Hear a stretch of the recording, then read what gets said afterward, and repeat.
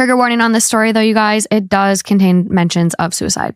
This is coming from Relationship Advice. It was posted about 25 days ago, 2,000 upvotes at this point in time, 845 comments.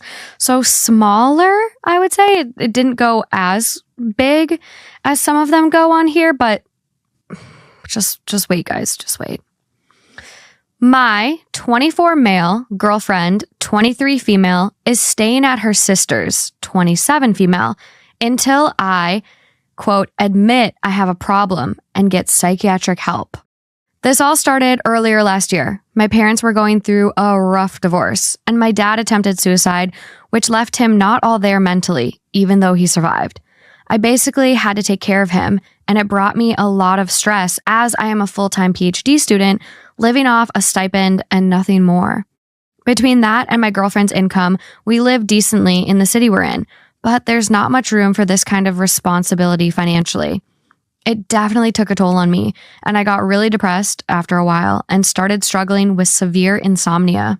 I guess that is where this all took the biggest turn. My girlfriend was very supportive at first, and even when I was dealing with that, she understood. I've done my best to keep her out of it, which is why I initially started sleeping on the couch to not disturb her with my tossing and turning. Eventually, I just gave up on sleep altogether and started going on night drives. She was aware of this and didn't have any issues with it, but eventually I started to be gone for hours and she was getting worried. Understandably, I guess. We had a talk about it last month, and I explained what I usually do to her in hopes of clearing her mind. This is the part of the situation that I admit is difficult to explain. Basically, after I'd been going on these night drives for a while, there was one night where I came across a young woman crying outside of a gas station. I felt bad for her and had nowhere to be, so I stopped to see if she was okay. Turns out she was a minor, 16, and had a bad home situation. I offered to give her a ride somewhere because that part of town, or really any at 3 a.m., isn't particularly safe for an underage girl to be walking around, and she hesitantly accepted. I drove her to some house on the other side of town, and that was all there was to that specific interaction. The girl was obviously nervous the whole time, as I guess any teenage girl would be in a strange man's car, but I really just wanted to help, and it felt good seeing her relief when I actually took her where she wanted to go. So, basically after that, I started driving around at night and looking for other girls/women that were by themselves and might need a ride. It took a while to actually find someone, which I guess is good, but eventually I did, and it just kind of became a night hobby where I would drive around and give these girls rides whenever I could find them, especially on the poorer side of town. I started to do this regularly. I can admit it's a weird thing, and a lot of people may wonder why I just didn't Uber or something, but that isn't the same. I specifically enjoyed helping people I felt actually needed it, and I got this unexplainable enjoyment out of seeing them go from anxious to relieved every time they got out of my car. Does he hear it? I explained that to my girlfriend, and she said it sounded extremely predatory, which I was confused by because I never even touched any of these girls, especially since several of them were underage and I'm not like that. She said it didn't matter if I did or not though, and it was just inherently predatory/weird. We had a big argument, but eventually we made up and I agreed to just stop going on night drives altogether. That was about a month ago, and things were awkward the entire time, but we lived together fairly peacefully until earlier this week. I ran into some unexpected financial trouble last week when I suddenly needed new tires, and it put me in a bit of a bind with taking care of my dad and all. I ended up having to take on more credit card debt to get everything done, and basically after that, I was just extremely stressed and ended up doing another night drive. I didn't even pick up any girls, but my girlfriend was waiting for me when I got home, around 5 a.m., and we got into a big fight. She thinks I've been doing all that again. I haven't. This was my first drive in general in all that time, and she ended up just leaving to go stay with her sister.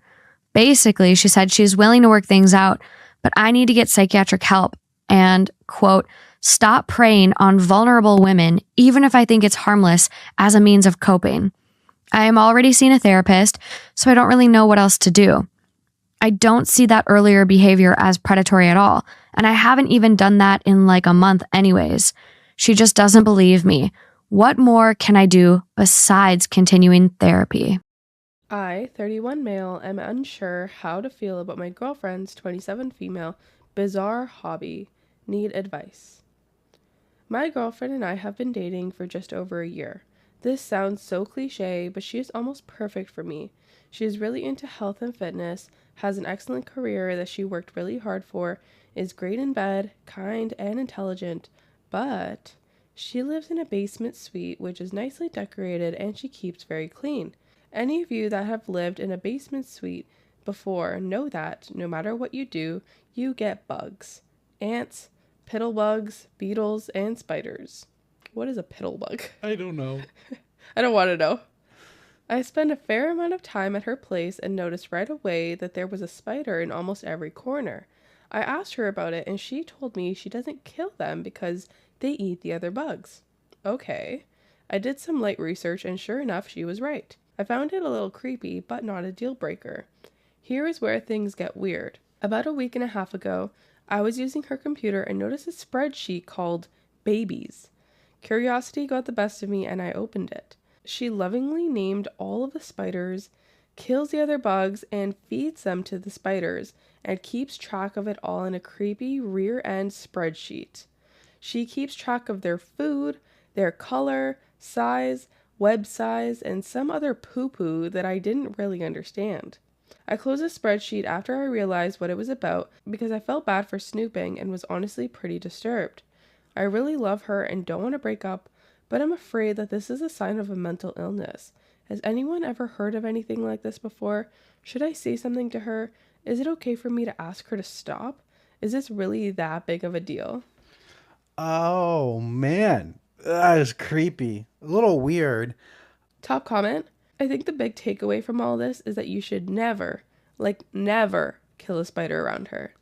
Opie replies, no shit, hey? LOL. No, that's actually a really good take. I never even thought about that. So there's an update. So I took all of your advice and tried to embrace this part of her life. It was our anniversary last week and I decided to get her a spider-themed gift. I was at the mall and one thing led to another and I ended up buying her a pet tarantula and an aquarium for it. She loved it, but I noticed the beloved spiders disappearing from around her apartment over the last few days. I asked her about it and turns out she'd been killing them and feeding them to her new tarantula. I don't know how I feel about this. First she is calling them babies and now she is killing them. Arr. Arr.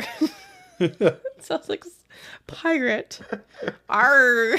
How do I say that? I don't know. I'm just trying not to think about it and hoping she doesn't find a better boyfriend to feed me to one day. LOL, oh well. Oh my god. Okay. Can I marry my potential stepsister? About 4 months ago, I proposed to my girlfriend. We had been dating for several years, and she accepted. We started planning for our wedding soon after and sent out invitations a couple weeks ago. Me and my mother don't get along, and I went no contact with her a year ago. But today, she called me and told me that we could not get married. I asked why, and she said she is dating my girlfriend's father, and that once they got married, we would have to separate since incest is illegal, and she would be my stepsister. I asked my girlfriend when she got home, and she asked her father. It turns out that they had been dating for almost a year now, and although he has known me for several years, he didn't realize he was dating my mother because my mother has the last name of her most recent husband. She's been married 5 times. I was fathered by her second husband. He showed my mother the wedding invitation, and I guess she decided to break the news to me before him. My girlfriend and I love each other, and we both want to stay together, but we are worried there might be a shotgun wedding to prevent us from getting married. My potential stepfather has said he will have to collect his feelings to figure out how to approach this. He said he wasn't planning on proposing anytime soon, but we're worried my mother might pressure him to do this to try and spite me now that she knows about his daughter and I. I hope that he breaks up with her, but if they are indeed a match, it is a horrible thought to want them to be separated. If our parents get married first, will we be unable to? Would there be any consequences if we were to have children without getting married if we were step siblings? If we were to marry first, would it still be fine for our parents to marry later on? Should we just go to wherever they do marriage licenses and get married now, but still do the ceremony in a few months as originally planned? Or are we doomed to be forcibly separated regardless? I am in New York. The fuck? His mom's a psychopath. I'm an 18-year-old Muslim born and raised in the UK because my father came here to work, but my mum was born and raised here. Growing up, I always saw my parents fighting every day, but it became normal for me, so I didn't know otherwise. My relationship with my parents was fine. My dad would take me to the park and the masjid, and my mum would play and take care of me. At the time, I was the youngest sibling. At 9 years old, my parents randomly had another child, so I was no longer the youngest. After 9 years of getting the youngest child treatment, I was suddenly neglected because they had to take care of my new sister. Understandable. She goes, my parents stopped spending time with me completely, and my father no longer even spoke to me. What? Oh, this is very, very toxic. She goes, my parents' marriage was never good, but it was falling apart even more as of last year. She goes, my dad has stopped contributing to any bills, so now all the financial burden is solely on my mum, and he's always been verbally abusive to her.